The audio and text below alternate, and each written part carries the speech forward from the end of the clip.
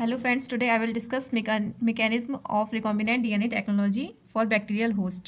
Bacterial host में mechanism देखेंगे हम कि कैसे रिकॉम्बिनेंट डीएनए को हम ट्रांसफ़र करते हैं, जो भी उसकी टेक्नोलॉजी है। तो रिकॉम्बिनेंट डीएनए क्या होता है? जैसे कोई भी डीएनए है, कोई भी बैक्टीरिया का डीएनए है, उसमें हमें मॉडिफिकेशन करना है। कोई भी फॉरेन डीएनए को जो डिज़ायर्ड जीन है, ठीक है, वो हम इसमें लाइगेट करेंगे। तो अब जो बन गया मॉडिफाइड होने के बाद डीएनए, उसे हम कहेंगे रिकॉम्बिनेंट डीएनए। जैसे ये बैक्टीरियल सेल है, बैक्टीरियल सेल है, ये इसमें है बैक्टीरियल, ये क्रोमोसोम, ये प्लाज्मिड है एंड ये है दूसरा डोनर सेल, ठीक है। अब इसका हमें न्यूक्लियस से यहाँ से हम डीएनए लेंगे, फिर उस डीएनए को हम इस प्लाज्मिड के साथ लाइगेट करेंगे, यहाँ डीएनए के साथ।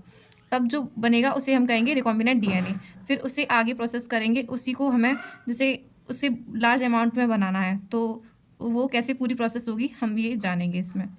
यहाँ से लिया हमने फॉरेन डीएनए जो हमारा डिज़ायर्ड जीन है, उसे हमने, और यहाँ से लिया प्लाज्मिड को, बैक्टीरियल सेल से प्लाज्मिड लिया, प्लाज्मिड या वेक्टर या वेकल डीएनए, ठीक है। अब foreign passenger DNA with A desirable gene, यहाँ से जीन ले लिया। अब इको आ रहा है restriction endonuclease to produce sticky ends in both foreign and vector DNA, ठीक है। अब जो ये फॉरेन डीएनए था, यहाँ पर भी हमने रेस्ट्रिक्शन एंडोन्यूक्लियस, ये रेस्ट्रिक्शन एंजाइम होते हैं, इनका काम क्या होता है कि जो डीएनए होता है उसे कट करना। तो ये जो फॉरेन डीएनए था, इसे भी यहाँ से कट किया। अब ये यहाँ पे स्टिकी एंड्स बन गए एंड यहाँ पे वेक्टर जो डीएनए था वहाँ पे भी कट किया एंड दोनों को सेम ही रेस्ट्रिक्शन एंजाइम से कट करेंगे, ठीक है।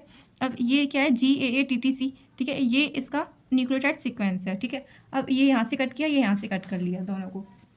उसके बाद लाइगेट कर दिया। अब ये फॉरेन डीएनए था, उसे हमने प्लाज्मिड के साथ लाइगेट कर दिया। अब ये बन गया फॉर्मेशन ऑफ rDNA, मतलब रिकॉम्बिनेंट डीएनए, ठीक है।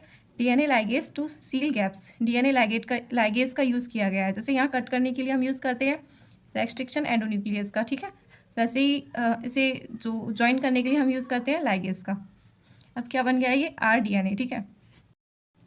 अब ये जो रिकॉम्बिनेंट डीएनए बना, अब हम क्या करेंगे, इसे बैक्टीरियल सेल में दोबारा से भेजेंगे, ठीक है। अब ये जो बैक्टीरियल सेल थी प्लाज्मिड फ्री, मतलब इसे हमने प्लाज्मिड निकाल लिया था, अब उसमें हम रिकॉम्बिनेंट डीएनए को भेजेंगे। अब उस प्रोसेस को हम क्या कहते हैं, ट्रांसफॉर्मेशन ऑफ rDNA, ठीक है।